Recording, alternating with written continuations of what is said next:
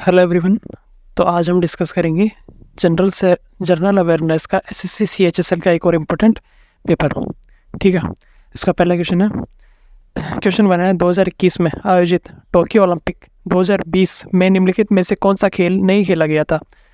पहला ऑप्शन है सर्फिंग, दूसरा ऑप्शन है क्रिकेट, तीसरा ऑप्शन है शूटिंग, चौथा ऑप्शन है तैराकी। तो इसका सही आंसर है क्रिकेट।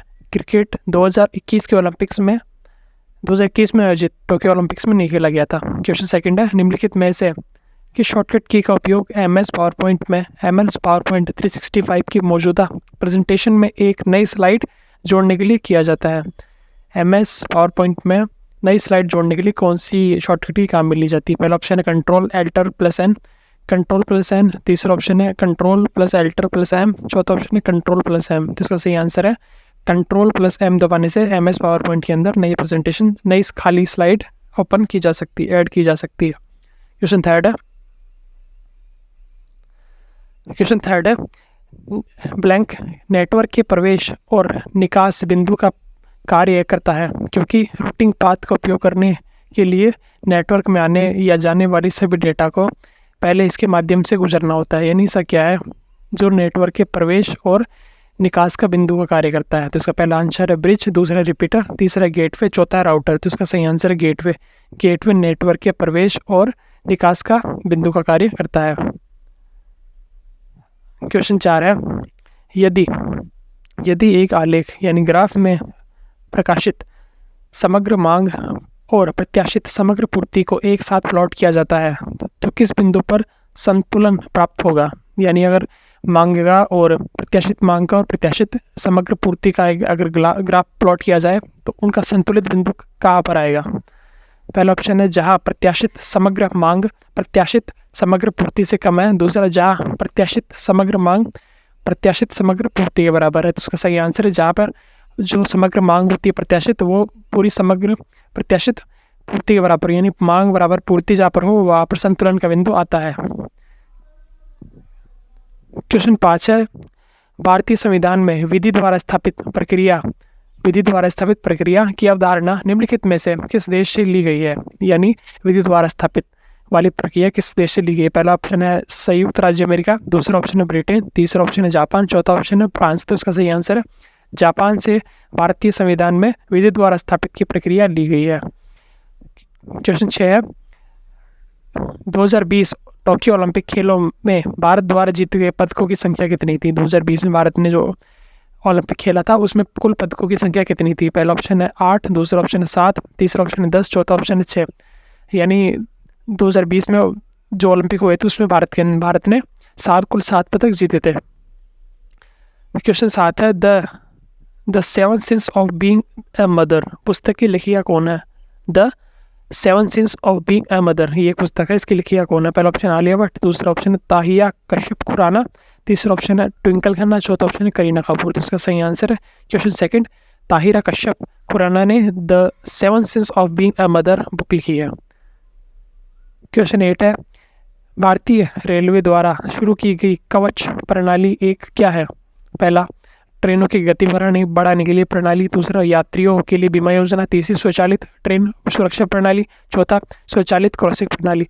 देखिए क्योंकि इस प्रणाली का नाम है कवच, तो कवच का मतलब क्या होता है प्रोटेक्शन, सुरक्षा। तो इसका सही आंसर स्वचालित ट्रेन सुरक्षा प्रणाली शुरू की गई है भारतीय रेलवे द्वारा, जिसका नाम कवच है। क्वेश्चन 9 है, निम्नलिखित में से रोग अवधि का कौन सा युग्म सही है। यानी रोग अवधि का कौन सा युग्म सही है। पहला ऑप्शन है तीव्र यानी एक्यूट लंबी अवधि है, दीर्घकालिक यानी क्रॉनिक कम समय वाला। तो इसका सही आंसर है, यानी पहला भी गलत है दूसरा भी गलत है। एक्यूट वाला जो होता है वो लंबी अवधि का नहीं होता और दीर्घकालिक जो होता है क्रॉनिक वो कम समय का नहीं होता। क्वेश्चन 10 है, डिजिटल इंडिया सप्ताह 2022 का विषय क्या है। पहला ऑप्शन है ग्लोबल से लोकल तक, हरित भारत, स्वच्छ भारत, तीसरा ऑप्शन है नव भारत प्रौद्योगिकी प्रेरणा, चौथा ऑप्शन है भारत के डिजिटल स्टार्टअप। तो इसका सही आंसर है नव भारत प्रौद्योगिकी प्रेरणा। डिजिटल इंडिया सप्ताह 2022 का विषय है। क्वेश्चन 11 है, निम्नलिखित में से कौन सा देश घास स्थल का नाम का युग्म सही है। पहला है अर्जेंटीना पंपास, ब्राज़ील स्टेम्पी। इसका मतलब है कि जैसे अर्जेंटीना देश है तो वहाँ पे क्या पंपास घास होती है, हाँ होती है, लेकिन ब्राज़ील में स्टेपी घास नहीं होती। तो इसका सही आंसर है ऑप्शन 4 केवल 1। क्वेश्चन 12 है, निम्नलिखित भारतीय संविधान का कौन सा भाग मूल अधिकारों से संबंधित है? तो भारतीय संविधान का तीसरा भाग मूल अधिकारों से संबंधित है। और भारतीय संविधान का पहला भाग भारत की राज्यों के बारे में और भारतीय सीमाओं के बारे में बताता है। क्वेश्चन 13 है, मीता अपने स्कूल के वार्षिक समारोह में घूमर प्रस्तुत करती है। इस नृत्य शैली की उत्पत्ति किस राज्य से हुई है? तो हम जानते हैं कि घूमर जो शैली है, नृत्य शैली, वो राजस्थान की है। तो इसका सही आंसर है ऑप्शन 4। क्वेश्चन 14 है, सितंबर 2022 में किस राज्य को संस्कृति के लिए सर्वश्रेष्ठ गंतव्य the best destination for culture के हेतु अंतर्राष्ट्रीय पर्यटन पुरस्कार मिला था? इसका सही आंसर है पश्चिम बंगाल। पश्चिम बंगाल को सितंबर 2022 के अंदर संस्कृति के लिए सर्वश्रेष्ठ गंतव्य यानी बेस्ट डेस्टिनेशन फॉर कल्चर का इंटरनेशनल टूरिज्म अवार्ड मिला था। क्वेश्चन 15 है, 2021 में टोक्यो ओलंपिक 2022 में तलवारबाजी में भारत का प्रतिनिधित्व करने वाले पहले खिलाड़ी कौन है? तो इसका सही आंसर है भवानी देवी। भवानी देवी भारत की ऐसी पहली खिलाड़ी है जो ओलंपिक के अंदर भारत का प्रतिनिधित्व किया है 2020 वाले ओलंपिक में टोक्यो में। देखिए ओलंपिक से अब तक 2 क्वेश्चन आ चुके हैं, तो ओलंपिक यानी जो भी खेल वाले क्वेश्चन हो रहे हैं वो ज़्यादा से ज़्यादा रिपीट हो रहे हैं, तो उसका हमें ध्यान रखना ज़रूरी है। क्वेश्चन 16 है, शेर खान ने हुमायूं को कन्नौज में कौन से वर्ष में हराया था? शेर खान और हुमायूं के बीच में युद्ध हुआ था, कन्नौज का युद्ध, वो कौन से वर्ष हुआ था? उसका सही आंसर है 1540 के अंदर, जिसमें उन्होंने हुमायूं को हराया था। और दूसरी बात 1540 में ही 9 मई 1540 को ही वीर शिरोमणि महाराणा प्रताप जी का भी जन्म हुआ था। क्वेश्चन 17 है, कुका विद्रोह, कुका मूवमेंट की शुरुआत निम्नलिखित में से किसने की थी? पहला ऑप्शन है बाबा दयाल दास, दूसरा सतगुरु राम सिंह, तीसरा ठाकुर सिंह संधवालिया, चौथा ऑप्शन है बालक सिंह। तो इसका सही आंसर है सतगुरु राम सिंह ने कुका विद्रोह की शुरुआत की थी। क्वेश्चन 18, निम्नलिखित में से किस प्रक्रिया द्वारा हम 2 मिश्रणीय द्रव्यों को अलग कर सकते हैं? पहला है ऊर्ध्वपातन, दूसरा आसवन, तीसरा क्रिस्टलीकरण, चौथा वर्णलेखिकी। तो इसका सही आंसर आसवन से हम 2 मिश्रीय द्रव्यों को अलग कर सकते हैं। क्वेश्चन 19 है, किस नियम को जड़त्व का नियम भी कहा जाता है? पहला ऑप्शन है न्यूटन के गति का पहला नियम। जी हाँ, बिल्कुल, न्यूटन के गति के पहले नियम को ही जड़त्व का नियम कहा जाता है। और न्यूटन का तीसरा नियम होता है एक्शन रिएक्शन का यानी क्रिया प्रतिक्रिया का नियम। और न्यूटन का दूसरा नियम होता है मोमेंटम का नियम यानी संवेग का नियम। क्वेश्चन 20 है, असम का सबसे महत्वपूर्ण त्यौहार कौन सा है? तो इसका सही आंसर है बिहू, असम का सबसे महत्वपूर्ण त्यौहार है।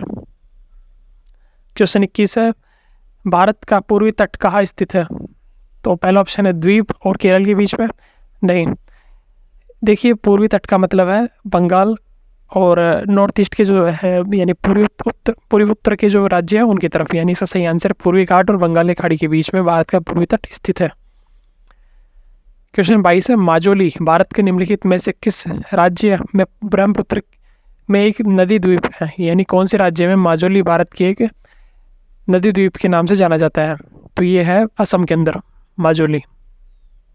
क्वेश्चन 23 है, मांग का नियम बताता है कि किसके बीच एक ऋणात्मक संबंध है? तो पहला किसी वस्तु की पूर्ति और उसकी कीमत, नहीं, किसी वस्तु की मांग और उसकी पूर्ति, नहीं, किसी वस्तु की मांग और उसकी कीमत के बीच में एक ऋणात्मक संबंध है। ये बात सही है, यानी मांग का नियम बताता है कि किसी वस्तु की मांग और उसकी कीमत के बीच में एक ऋणात्मक संबंध है, यानी जितना ज़्यादा मांग बढ़ेगी उसकी कीमत उतनी ज़्यादा बढ़ती जाएगी।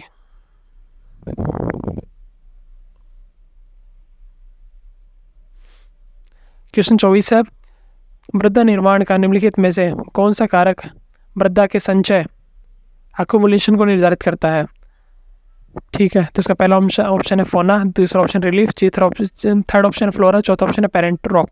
तो सही आंसर है उच्चावच यानी रिलीफ मृदा निर्माण यानी सॉइल फॉर्मेशन में एक इम्पोर्टेंट फैक्टर होता है। और आज की वीडियो का लास्ट क्वेश्चन है, गुजरात के किस गांव को अक्टूबर 2022 में भारत का पहला 24 घंटे सौर ऊर्जा वाला संचालित होने वाला गांव घोषित किया गया है। देखिए ये क्वेश्चन बहुत ज़्यादा इंपॉर्टेंट है। ये अभी तक 2023 के अंदर लगभग 3 शिफ्टों के अंदर लगातार ये क्वेश्चन आ चुका है। तो इसका सही आंसर है मोढेरा गाँव। मोढेरा गाँव गुजरात का एक अकेला ऐसा गाँव है जो ऐसा पहला गाँव बना है जो पूरे दिन 24 घंटे सोलर ऊर्जा से संचालित चालू किया जाता है। तो आज का हमारे वीडियो पूरे जनरल अवेयरनेस के सारे क्वेश्चन से पूरा हो चुका है।